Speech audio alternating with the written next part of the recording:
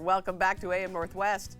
Actor John Candy will always be an icon in the world of comedy. A new biography details his journey from growing up to becoming one of the most beloved faces and comedic forces on stage and screen. Here to share more, we welcome the author of John Candy, A Life in Comedy, Paul Myers. Great to have you with us, Paul.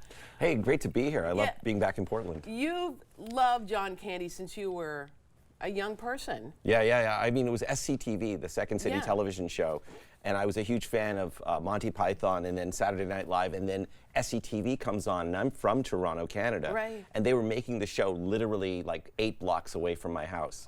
So there was an extra element for me of like, I recognized the voices. Yeah. You know, and John Candy just stood out from day one. Oh my gosh, yes, so talented. And improv was also his thing. Like, he could really do it. The Second City troupe had started out as a stage comedy troupe, and they learned how to improvise off each other. And you know, Catherine O'Hara and Eugene Levy were in that cast, and they still work together. And all those Christopher Guest films that those people are in, they learned how to do that together with John Candy.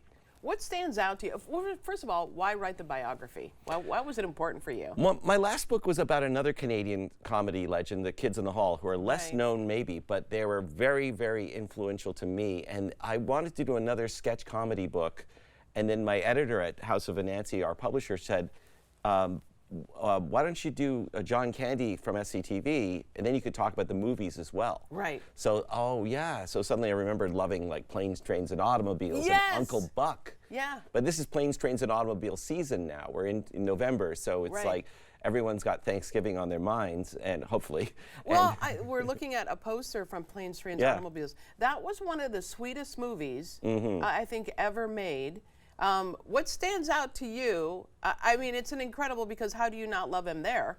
No. And the line, "I like me." Well, it's hilarious because, as you know, there's that documentary that came out, was working concurrently with me. We weren't working together.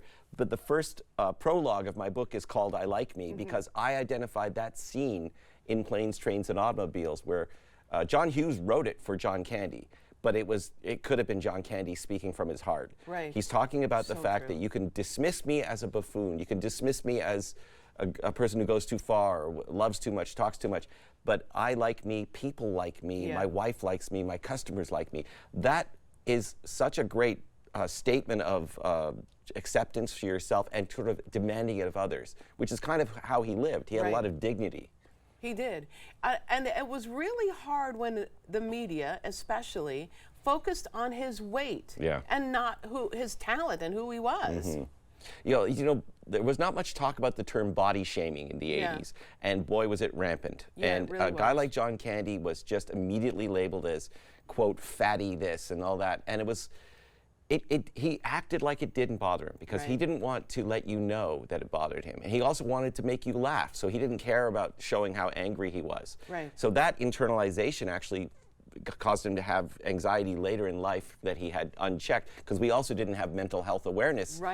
So a celebrity going through that whole thing, it must have been amplified so much, because people would say it in print, they'd say it to his face in interviews like this. They would say, "So you're the leading man in Only the Lonely. Why is a guy who looks like you a leading man?" And he'd look at the camera like he was, like as if he was on The Office. He'd go like, "You guys getting this?"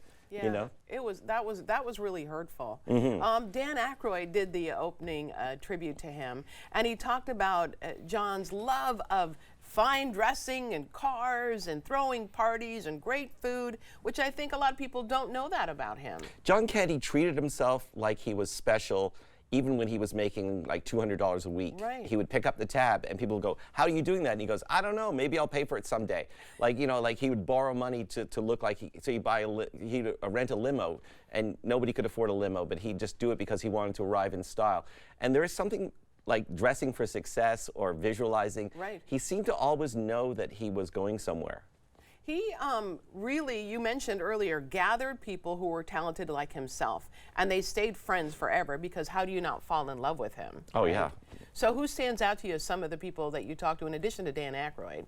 Oh, Martin Short, Catherine O'Hara. What a treat that was, because Catherine's also a legend. You know, Tom Hanks. Tom Hanks goes for like a long time in this interview talking to me. He's so excited to be talking about John Candy. And he was not excited to talk to me. Perhaps he was, I don't know. But I knew he was excited to talk about John. And he'd be like, let me tell you about John Candy, you know. And he sounded just like Tom Hanks, you know, which just blew my mind. So when they did Splash together, it was pretty, what was it, the early 80s? Yeah, right? Because both of them had really, and even Ron Howard, who directed that, who also talked to me in the book, they had just started out really, like in film. You know, Tom Hanks had done Bosom Buddies, and Candy had done smaller parts in other films, and SCTV, of course. And Ron Howard hadn't really established his company yet, and it was a big move for all of them. And Hanks at the time was more excited about the fact that he got to play opposite John Candy than anything. And he was starstruck. You know? Well, because he was so talented, especially when you talk about improv and his ability to do that. There's a story that you tell about Jack Nicholson and John Candy. It is hilarious. So tell everyone about that one. Well, okay, so there's a famous racquetball scene in Splash, if you've ever seen it, where, you know, he gets beamed on the head by his own rebound. There we go. And the thing about that is he's playing a guy who's hungover, and he's chain smoking, he's drinking beer on the court.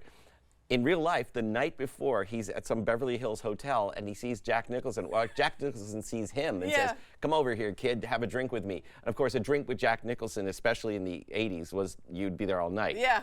So at 4 in the morning, he realizes he has to be at set in an hour. So he's still drunk, and he goes to the set. And they had rented this racquetball court, and Ron Howard tells me painstakingly that we had to shoot it that morning. Right. We had to shoot it. We couldn't get it was expensive. They closed down a racquetball court to do this. So he says, we got to do this. You got to do it. And luckily, he got it in the third take. The ball hit him on the head, for real.